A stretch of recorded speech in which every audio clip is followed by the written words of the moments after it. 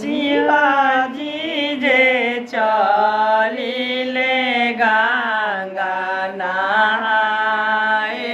पीछे से गौरा दे जास पीछे से गौरा दे जास ओरिले घेरी आइले कारी रे बदरिया पड़े लगले बड़े बड़े बूंद पड़े लगले बड़े बड़े बूंद शिवाजी के भीजेला जाटा से झोरी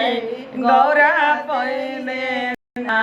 पड़े बूंद गौरा सिरे ना पड़े बूंद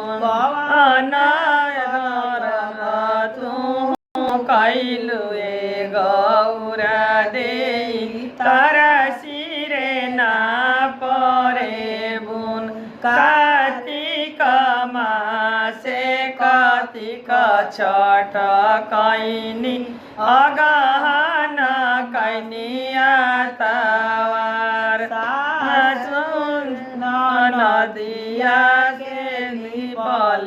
ना धंगनी ओही से ना